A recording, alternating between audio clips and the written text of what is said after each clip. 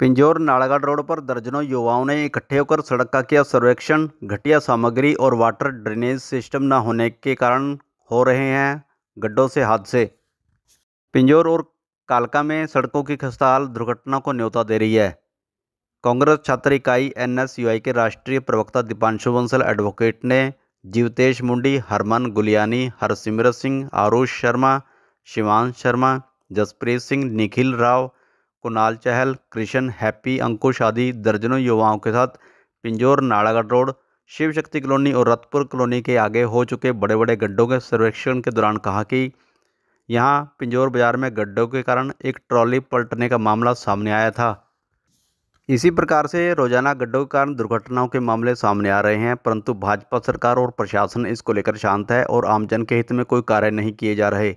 सड़कों का आलम यह है कि 2 पहिया चालकों के साथ 4 पहिया वाहन चालक और ट्रक भी गड्ढों से निकलते हुए अनियंत्रित हो रहे हैं, जिससे हादसों का खतरा बढ़ रहा है। दीपांशु बंसल एडवोकेट ने बताया कि सड़कों के निर्माण में घटिया सामग्री और वाटर ड्रेनेज सिस्टम के न चलते सड़कों की हालत खस्ता हो चुकी है। इसके अलावा जीवतेश मुंडी ने कहा कि सिर्फ युवाओं ने सड़क के गड्ढों को देखकर ठीक करने के लिए चेतावनी दी है। यदि समय रहते कार्य नहीं किया तो इलाके के युवा दीपांशु बंसल के नेतृत्व में सड़कों पर उतरेंगे और आंदोलन खड़ा करेंगे। वहीं दीपांशु बंसल एडवोकेट ने बताया कि पिंजौर बद्दी, सूरजपुर, सुखोमादरी बाईपास, अमरावती फ्लाईओवर, कालका पिंजौर सड़क खेड़ावाली से हिमाचल बॉर्डर तक लेकर इलाके की 1 दर्जन सड़कों की हालत खस्ता है। इसको लेकर सरकार से कई बार मांग कर चुके हैं, लेकिन इस पर कोई असर नहीं हो रहा। राष्ट्रीय प्रवक्ता दीपांशु बंसल का कहना है कि प्रदेश की भाजपा सरकार को जनता से कोई सरोकार नहीं है। हालांकि हरियाणा में तीसरी बार भाजपा सरकार बनी है, लेकिन हरियाणा की 1 नंबर विधानसभा की सड़कों की हालत भाजपा कुशासन में खस्ता रही है।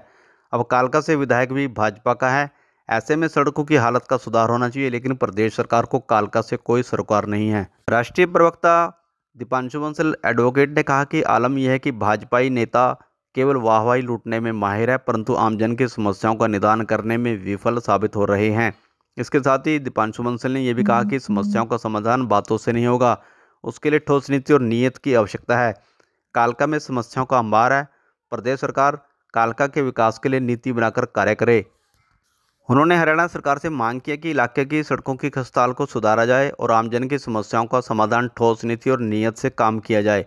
उन्होंने कहा कि कई बार पत्रों के माध्यम से, ज्ञापन पत्र के माध्यम से सड़कों को बेहतर बनाने और ड्रेनेज सिस्टम बनाने की मांग की गई है, परंतु सरकार और प्रशासन केवल मात्र खानापूर्ति मात्र हेतु कार्य करने में व्यस्त है। उन्होंने ये भी कहा कि यदि जल्द समस्याओं का समाधान नहीं किया गया तो इलाके में एक बड़ा आंदोलन को लेकर खड़ा किया जाएगा, जिसको लेकर दीपांशु बंसल ने ये भी कहा कि और मांग की है कि जब तक सड़कों की हालत नहीं सुधारी जाती तब तक टोल टैक्स भी बंद कर देना चाहिए।